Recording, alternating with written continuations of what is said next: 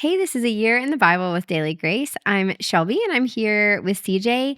CJ, we're starting two new books, 1st and 2nd Yes, Samuel. ma'am.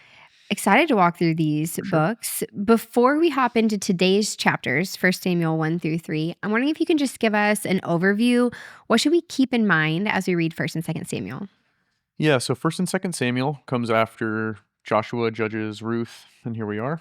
And a thing to keep in mind is we left off towards the end of Judges with this refrain: "There's no king, and everyone did what was right in their own eyes."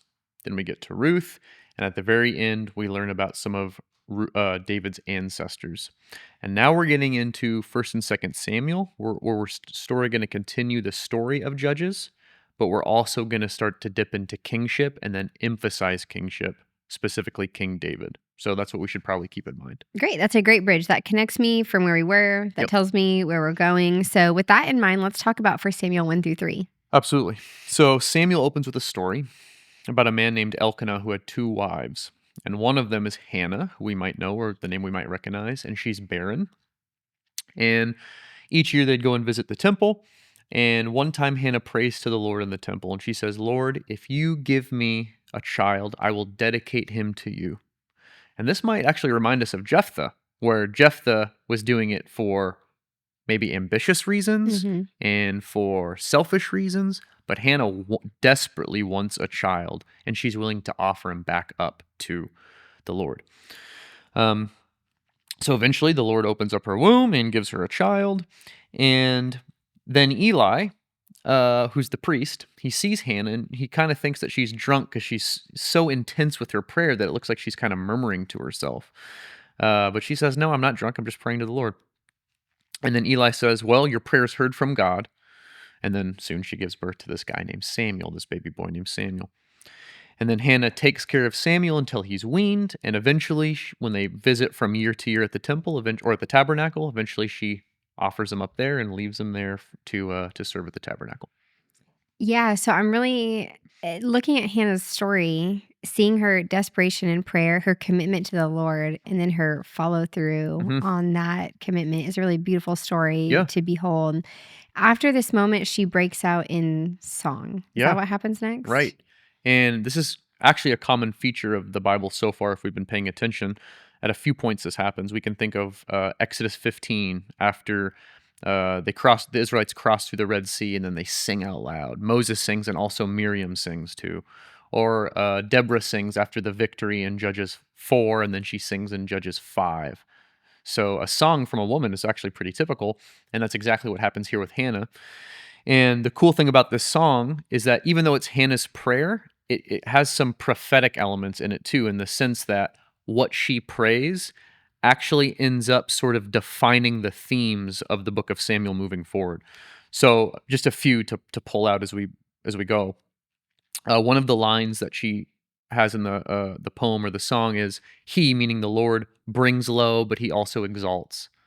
And we see this with Saul and David. Saul is arrogant and prideful, and he is brought down, but David is meek and humble, and he's lifted up. Or then we see another line: "The Lord will give strength to his king." Ultimately, this is pointing to David. Like Hannah, it seems like Hannah doesn't really even know about kingship, but yet she's talking about this king that's coming, right? Hmm. And those are just a few things, but there's others that we could say. Yeah, so even the he brings low and he exalts, you're talking about like how that happens in the overarching story to come, but we even see that play out in the rest of today's reading, right? Exactly. So Eli, even though he seems to be a good man, his sons are not. So they take the choicest portions of the sacrifices that should be given to God, and they take them for themselves. They even sleep with some of the women who are serving at the tabernacle. So they're brought down. They are actually, like, they die and they're killed, and so on and so forth, and they're judged.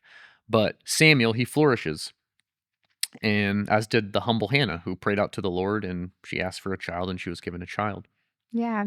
So where is Jesus in these passages? We don't see him mentioned by name, but Yeah, a couple of things that you said have led me to believe that there are things that point to him. for sure. So starting, like, in the big picture, Hannah again is leaning into this theme of kingship, where she's looking forward to this future king who will make things right. We saw it in Judges.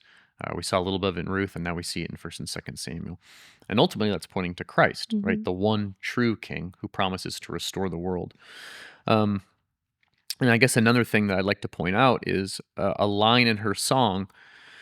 It says, God will exalt the horn of his anointed. And anointed is an important theme in the Bible. People who are set apart uniquely for the Lord are anointed, meaning oil is poured on them and everyone acknowledges that they are set apart for the Lord. We saw it with the priests in Leviticus. We're going to see it with Saul when he's anointed as king. And we're going to see it with David as he's anointed as king. So it's this idea that the Lord is picking out his anointed. And that's what we're all hoping for and looking for. And we see that with Christ ultimately. Yeah, great. That gives me some handles to hold in this text, but also some things to look forward to as we continue reading. I think one takeaway that I have from this passage is that how honest Hannah's prayers were to Yeah. the Lord, how desperate they were.